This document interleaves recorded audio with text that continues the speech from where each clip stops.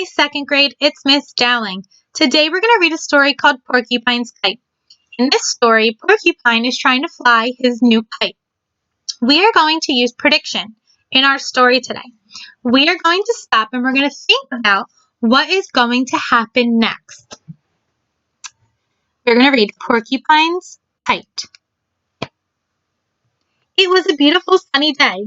Porcupine thought it was the perfect day to try out his new kite. He got his kite and began running along the forest path. "Fly," he called to the kite. "Fly high up into the sky."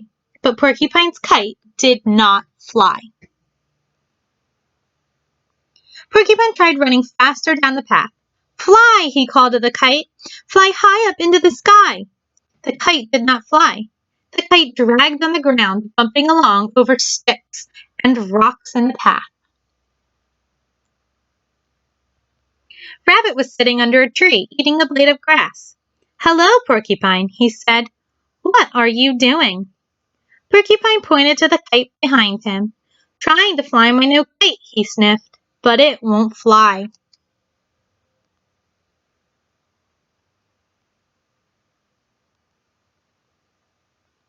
"Oh," said Rabbit, "that's too bad. Well, sometimes kites just don't fly." "Oh," said Porcupine. He felt sad. "Maybe I can help," said Rabbit. "We can try pulling it together." Rabbit and Porcupine both held onto the string and began running down the path. "Fly," they called to the kite. "Fly high up into the sky." We're going to take a second and we're going to think. Do you think that Rabbit and Porcupine can make the kite fly by running together? We're going to find out. We're going to keep reading.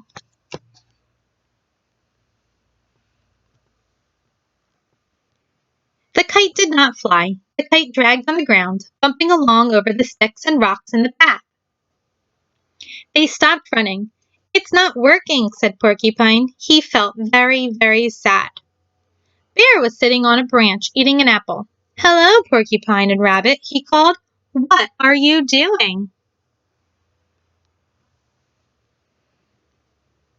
Porcupine pointed to the kite. "We're trying to fly my new kite," he said, "but it won't fly." "Oh," said Bear, "that's too bad." "Well, sometimes kites just don't fly." "Yes," said Porcupine sadly. "Sometimes they just don't fly." "Maybe I can help," said Bear. "We can all try pulling it together." They all ran together and the kite still did not fly. Robin was watching them from the tree. "Maybe I can help," she said. How do you think that Robin is going to help Porcupine, Bear, and Rabbit fly the kite?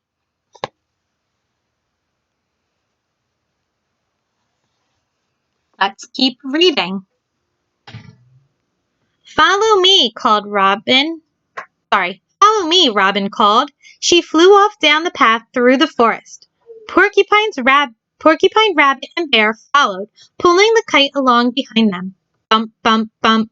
They raced along until they came to a big field. Porcupine, Rabbit, and Bear followed Robin into the field.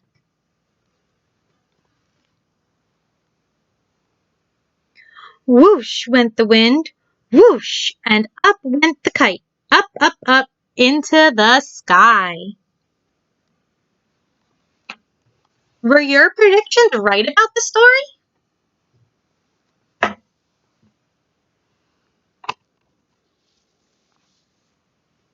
Who was this story about? That's right, this story was about Porcupine. And what was Porcupine trying to do?